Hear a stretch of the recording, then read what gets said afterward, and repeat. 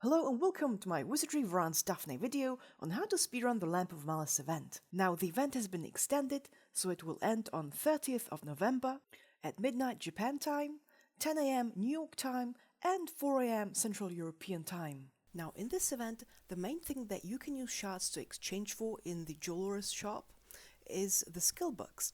The skill books, if you get all 4 of them, allow you to level up any skill or spell up by 1 level. Secondly, you can also get 3 Adventurer's Bones that you can use on the general banner, but not the time-limited banners, and you can also get Helms of Malice. Now the helmets are supposed to prevent one-shot kills, like the Undead Archers of Doom killing you in the Mausoleum.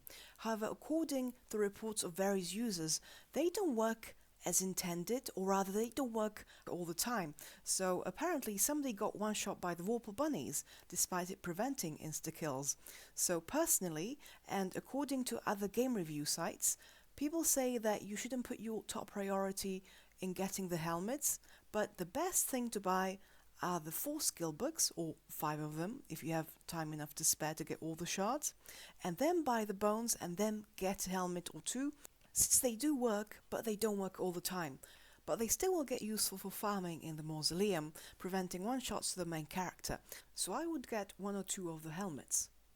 Now in order to start the event, you need to have finished the Beginner Abyss. Now if you don't want to get spoiled and you still haven't finished it, then don't watch the rest of the video, or rather this little bit, as I will tell you how to activate the event.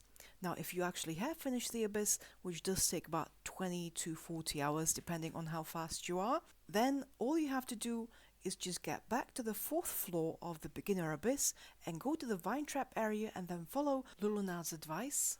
And once you've done that, and you've gone back to the city, go to the ruins and then keep clicking on the various dialogue options under the cursed wheel until you've unlocked the option to actually use it.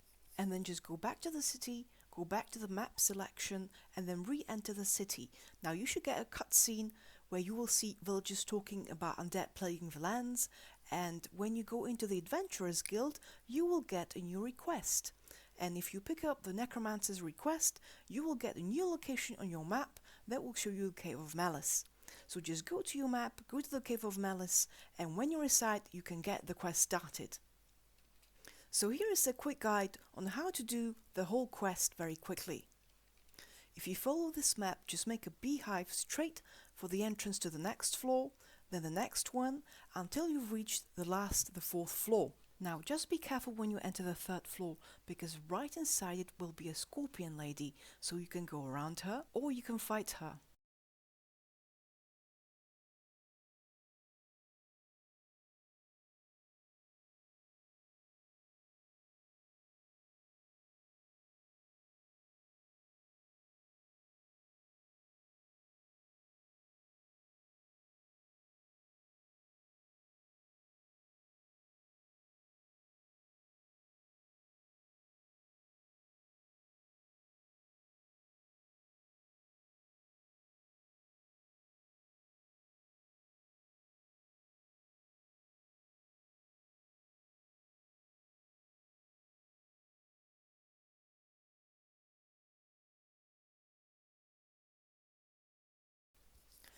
So now you have to backtrack to find the 4 quest items. Now the lizard tail and the rat teeth will be on the 3rd floor in these locations, so all you have to do is go and collect them, and then you have to head to the 2nd floor to get the bat wings and the frog tongues. Now just be careful, apparently when you enter the room to get the bat wings, the doors will lock, and inside there will be a monster right in the middle that will act as a secret lever that will open the door when you defeat them. Now when I personally went inside this room, I killed all of the monsters, so I didn't even notice, but the guide says that apparently this happens. So because you have about 4 monsters roaming inside the room, just be sure that you have all your MP and SP when you go in, so you don't actually get killed. Now when you found all of those items, just make way back to the candlesticks and then click on each of the altars again to activate them. And when you've done that, you'll see that the doors that have been previously locked are open now. So just head straight through and then head to the top right here where you will find the boss. Now when you finish fighting the boss, just go north, down the stairs, and then read all of the 3 journals to acquire knowledge that you'll need later. Now, just as a word of caution, after you're done fighting the boss, new ads will spawn in the entire area and there will be a difficulty spike. So make sure to either have one of the hooks of Harken on your person, and don't forget, there are items that you can get only via the cash shop or via time-limited events, so they're very rare unless you use the guild exchange to buy them, so use them sparingly. So make sure you have enough HP and MP to get back to the Harken, or alternatively use the hook. Now when you've done that, you will have the option to use the cursed wheel to go back in time, which you should do, and when you've done that, you have to retrieve the quest from the Adventurers Guild again, but this time, when you go inside the dungeon, go and interact with the first crystal you see. The best one is one right over here at the bottom. Now, then exit it and go back to the city and go to the Blacksmith. Now, at the Blacksmith, you will have a choice either to buy the pickaxe to destroy the shards with for 3,000 gold, or go inside the Goblin's Den. Now the Goblin's Den is on the 3rd floor of the Abyss, and now if you've been there before, you know that the Goblin's Den has quite a difficulty spike. It's very difficult, so unless you're level 40, it's much more better to go and just buy the pickaxe right away. If you want to do it yourself, then these are the locations of the black ore lumps you're supposed to get for the Blacksmith.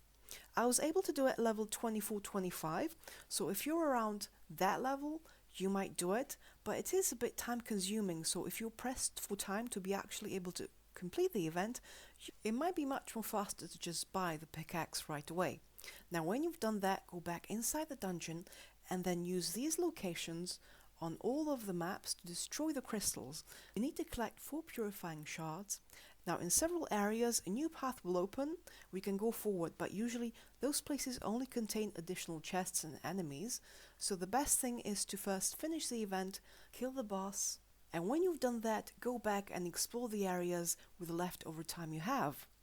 But for now, just collect the 4 shards and then head back to the 4th floor where you put them back into the candlesticks again, and when you've done that, the game will ask you to collect the 4 shards of crystal entities. You might have seen them around the dungeon, and the best place to get them is this spot on the 2nd floor.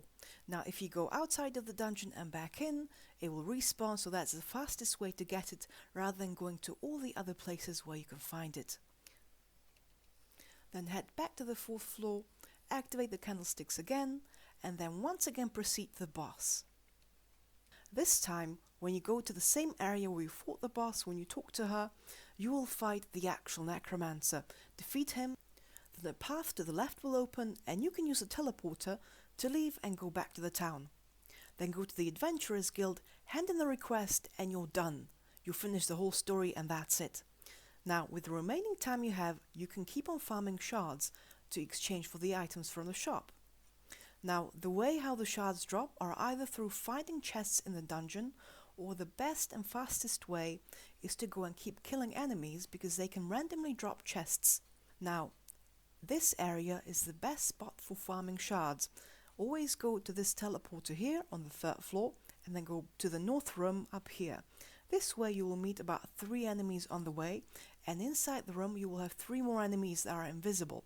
So all you have to do is either stand on the same spot or move around until the enemies run into you. But unless you have your Katarina with ambush prevention, it's much more better to just go and roam through the area until you hit the enemies, and when you've killed all 3, just head back, go outside of the dungeon and then re-enter it to make the enemies respawn. You can also head down to the 4th floor and just go to any of the rooms you want using the automap feature and fight the enemies on the way there and then head back. Now, the amount of shards you get from the enemies from the chests varies depending on which trial you've chosen for the whole dungeon. Now you can switch it anytime you want, and these are the tables that show you how many shards you get based on the difficulty you've chosen and on which floor you're on. Personally, I was using the shortcut on the 3rd floor to just go to the north room and back, and each run usually gets me about 75 shards per 1 chest, and I usually get about 2 to 4 or usually 3 chests per each run. And by run I just mean going inside, going out, and then going in again. So you can do several runs with one party, depending on your strength. I was doing it at level 25, and I actually leveled to level 30 while doing this. I had a party with 3 melee attackers, and then in the back I had 2 mages. Now if you have Alice or Adam, you can use their secret art because it's very good, and at high levels it will completely wipe out the entire enemy party. And if you have a high level party, let's say level 40, you can even give lots of physical attackers on the team and then just keep attacking while using the auto mode, and you don't even have to play it manually. But if your party is lower level, let's say under 30, you will need to have to play it manually, otherwise you will easily get killed on the way by the various undead. Now this is it, this is the entire guide. Hopefully it helped you, and if you want to see more wizardry guides from me, follow and like and subscribe, as I will be putting out more guides for the beginners and various other tips and tricks. Thanks and have fun! And good luck farming the shards!